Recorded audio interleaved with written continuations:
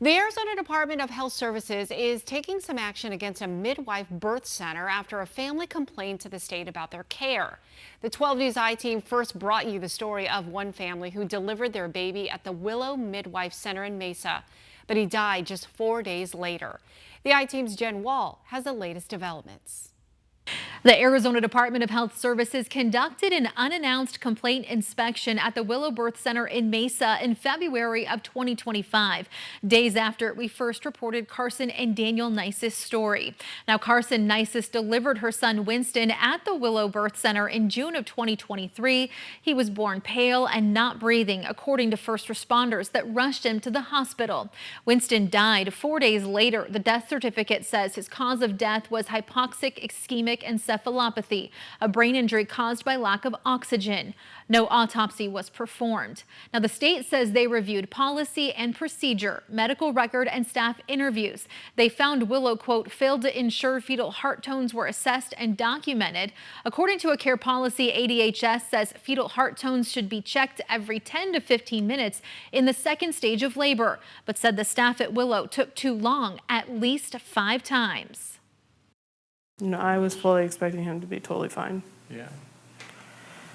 Because they had reassured us over and over again that this is all normal and baby looks good, mom looks good. They kept, they would go in with the Doppler and they'd be like, heart rate's great, and like it was a surprise that things weren't. It was like, this isn't.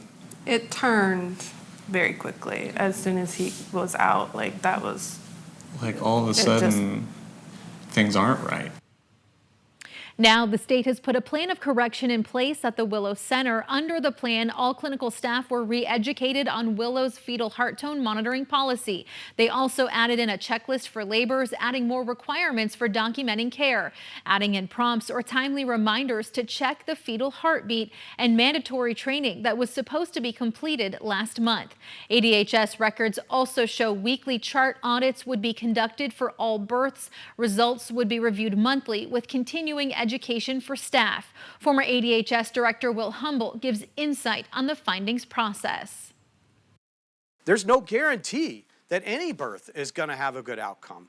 But the responsibility of the state is to ensure that their licensees are doing everything they possibly can to ensure that to maximize the chances of a good outcome.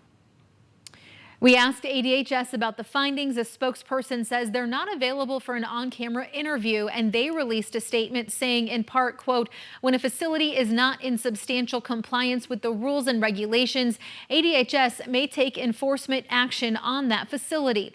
Once accepted, a notice of final enforcement action and a request for a plan of correction is issued to the licensee. The plan of correction must be accepted by ADHS.